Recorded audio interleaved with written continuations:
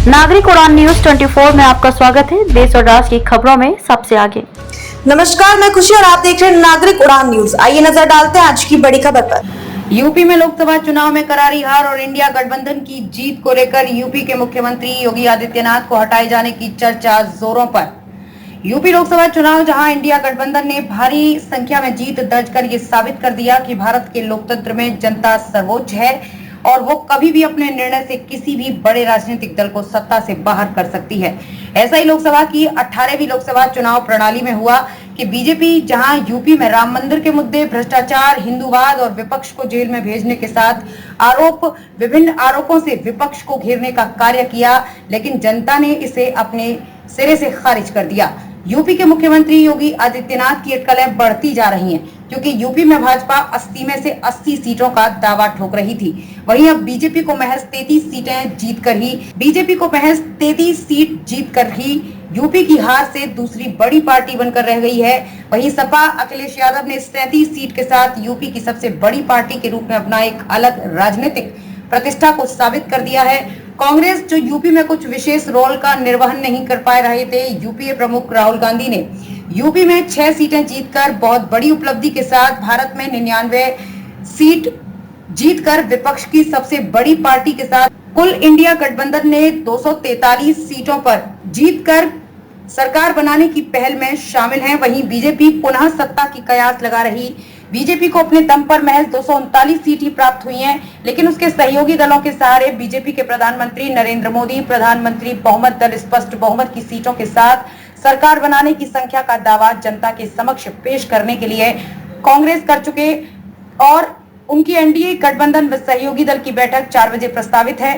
BJP की अटकलें चंद्रबाबू नायडू और नीतीश कुमार पर टिकी हैं। अब देखना होगा कि ये नेता एनडीए और इंडिया में किसके पक्ष में पहुंचते हैं। ये कहना अभी कठिन होगा कि दोनों राजनीतिक दल जिस गठबंधन के साथ जाएंगे वो ही भारत देश का प्रधानमंत्री का ताज पहनेगा और प्रधानमंत्री की कुर्सी पर बैठेगा। वहीं इंडिया गठबंधन ने नीतीश कुमार को उप प्रधानमंत्री के पद का ऑफर भी दिया है। अब नीतीश कुमार और चंद्रबाबू नायडू के निर्णय पर भारत की राजनीति और प्रधानमंत्री की कुर्सी टिकी है।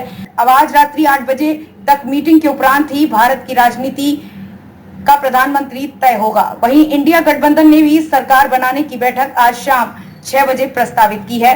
यूपी की राजनीति पर बात करें तो देखेंगे कि बीजेपी के बड़े नेता जो बीजेपी के ही जीत के बड़े बड़े खोखले वादे करते नजर आ रहे थे, आज वो किसी प्रकार की कोई प्रतिक्रिया भी नहीं देते दिखाई दे रहे हैं। लोकसभा चुनाव के नतीजों के बाद पहला योगी आदित्यनाथ व उनके दोनों उप मुख्यमंत्री बिल्कुल चुप हैं। दूसरा, अयोध्या हारने के बाद योगी आदित्यनाथ के हटाए जाने की चर्चा भी अब जोर पकड़ रही है।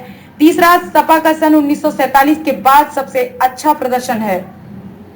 चौथा, केशव प्रसाद मौर्य जो हर बात पर ट्वीट करते थे, उनको यूपी की जनता सोशल मीडिया पर ढूंढ रही है, लेकिन वो कहीं दिखाई नहीं दे रहे।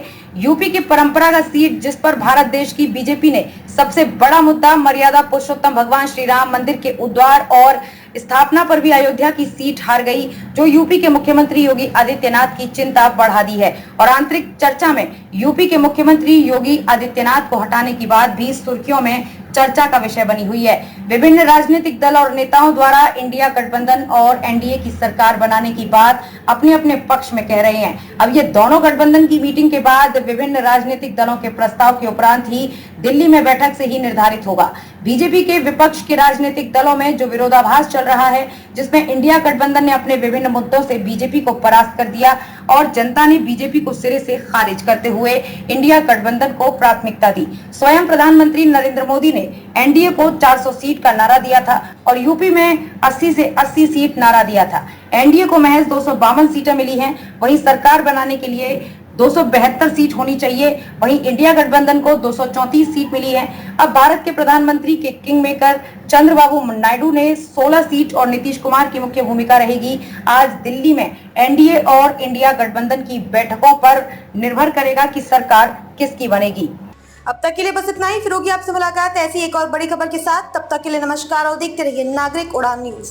ऐसे ही लेटेस्ट अपडेट्स के लिए हमारे चैनल नागरिक उड़ान न्यूज को सब्सक्राइब करें और तुरंत नोटिफिकेशन पाने के लिए बेल आइकन प्रेस करना ना भूलें। यदि आप हमें फेसबुक के माध्यम से देख रहे हैं तो हमारे पेज को फॉलो जरूर करें। धन्यवाद।